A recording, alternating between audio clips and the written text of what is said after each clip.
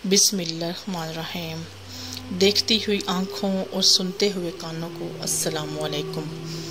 हज़रत रबी बिन सुलेमान कहते हैं कि मैं हज के लिए जा रहा था। मेरे साथ मेरा भाई और एक जमात थी। जब हम कूफा में पहुंचे तो वहां मैं ज़रूरियात सफ़र ख़रीदने के लिए बाज़ार में घूम रहा था। एक वीरान सी जगह थी जहाँ एक खच्चर मरा हुआ पड़ा था। एक औरत जिसके कपड़े बहुत पुराने थे वो चाकू लिए हुए खच्चर के गोश्त के टुकड़े टुकड़े कर रही थी और एक थैले में रख रही थी। मुझे ये ख्याल आया ये मुर्दार गोश्त ले जा रही है और इस पर खामोश नहीं रहना चाहिए। शायद ये औरत गोश्त पका कर लोगों को खिला दे। मैं उसके पीछे पीछे गया। वो औरत एक मकान में पहुंची जिसका दरवाज़ा भी ऊंचा था। उसने जाकर दरवाजा खटखटाया। अंदर से आवाज आई, कौन है? उसने कहा, खोलो, मैं ही बदहाल हूँ। दरवाजा खोला गया। उसमें से 4 लड़कियां आई जिनके चेहरे से मुसीबत और बदहाली के आसार जाहिर हो रहे थे। वो औरत अंदर गई और वो थैला उन लड़कियों के सामने रख दिया। मैं दरवाजे से झांक रहा था। मैंने देखा अंदर से घर बिल्कुल खाली है और बदहाल है। उस औरत ने रोते हुए कहा, ये पका लो और खा लो और अल्लाह पाक का शुक्र अदा करो। अल्लाह ताला का अपने बंदों पर इख्तियार है और उसी के कब्जे में लोगों के दिल हैं। वो लड़कियां उसको काट काट कर आग पर भूनने लगी। मुझे बहुत परेशानी हुई। मैंने बाहर से आवाज दी, ए अल्लाह की बंदी, अल्लाह के वास्ते इसको न खा। वो कहने लगी, तू कौन है? मैंने कहा, मैं एक परदेसी आदमी हूँ। कहने लगी, ए परदेसी, तू हमसे क्या चाहता है? हम खुद ही मुकद्दर के कैदी हैं। 3 साल से हमारा न कोई मददगार है। तू हमसे क्या चाहता है? मैंने कहा, मजूसियों के एक मजहब के अलावा किसी मजहब में मुर्दार का खाना हलाल नहीं है। वो कहने लगी, हम खानदान नबूवत के शरीफ सैयद हैं। इन लड़कियों का बाप बड़ा ही शरीफ था। वो अपने ही जैसों में इनका निकाह करना चाहता था, लेकिन उसकी नौबत न आई और उसका इंतकाल हो गया। जो उसने छोड़ा था वो खत्म हो गया। हमें मालूम है मुर्दार खाना जायज नहीं, लेकिन मजबूरी में जायज हो जाता है। हमारा 4 दिन का फाका है। हजरत रबी कहते हैं, उसके हालात सुनकर मुझे रोना आ गया और मैं रोता हुआ दिले बेचैन के साथ वापस आ गया और अपने भाई से कहा, मेरा तो हज का इरादा नहीं रहा। उसने मुझे बहुत समझाया, हज के फजाइल बताए कि हाजी ऐसी हालत में लौटता है कि उस पर कोई गुनाह नहीं रहता। तो मैंने कहा, बस लंबी चौड़ी बातें न करो। ये कहकर मैंने अपने कपड़े और एहराम की चादरें और उसके अलावा जो सामान भी मेरे पास था वो सब लिया और 600 दिरहम लिए। उनमें से 2 दिरहम का आटा लिया और 100 दिरहम का कपड़ा खरीदा और बाकी दिरहम जो बचे थे उस आटे में छुपा कर उस बुढ़िया के घर पहुंचा और ये सब सामान और आटा उसको दे दिया।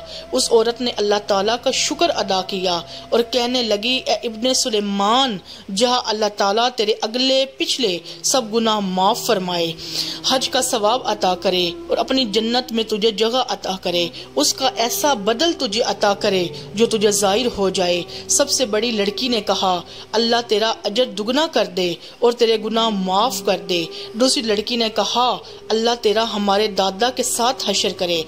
चौथी लड़की जो सबसे छोटी थी उसने कहा, ए अल्लाह ताला, जिसने हम पर एहसान किया तो उसका बदला जल्दी अता फरमा, इसके अगले पिछले गुनाह माफ कर दे। हजरत रबी कहते हैं कि हजाज का काफिला रवाना हो गया। मैं कूफा में ही मजबूर पड़ा रहा। वो सब हज से फारिग होकर लौट भी आए। मुझे ख्याल हुआ कि हाजियों का इस्तकबाल करूं, उनसे अपने लिए दुआ करवाऊं, किसी की मकबूल दुआ शायद मुझे लग जाए।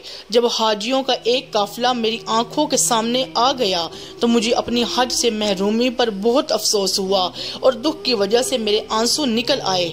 जब मैं उनसे मिलने लगा तो मैंने कहा, अल्लाह ताला तुम लोगों का हज मंजूर करे और इखराजात का भी बदला अता फरमाए।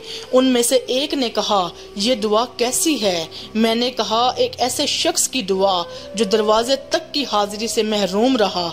वो कहने लगे, बड़े तहज्जुब की बात है, अब तू वहाँ जाने से इनकार करता है? तू हमारे साथ अरफात के मैदान में नहीं था? तूने हमारे साथ रमी و جمرات نہیں کی، تو نے ہمارے ساتھ طواف نہیں کیے۔ میں اپنے دل میں سوچنے لگا یہ اللہ تعالیٰ کا کرم ہے۔ اتنے میں خود میرے شہر کے حاجیوں کا قافلہ آ گیا۔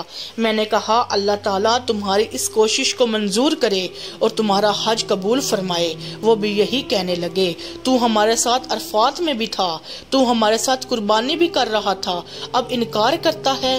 ان میں سے ایک شخص آگے بڑھا اور کہنے لگا اب انکار کیوں کرتے ہو؟ کیا بات ہے؟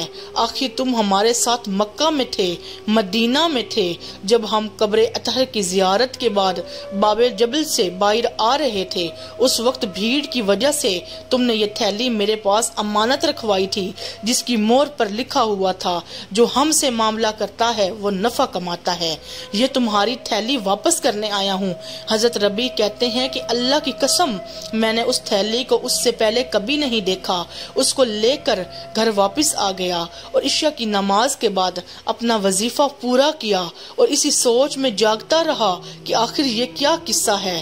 اسی اثناء میں میری آنکھ لگ گئی۔ میں نے حضور نبی کریم صلی اللہ علیہ وآلہ وسلم کی خواب میں زیارت کی۔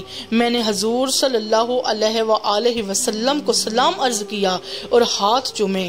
نبی کریم صلی اللہ علیہ وآلہ وسلم نے مسکراتے ہوئے سلام کا جواب دیا اور ارشاد فرمایا اے ربیع، آخر ہم اور کتنے گواہ اس پر قائم کریں کہ تو نے حج کیا، تم مانتا ہی نہیں۔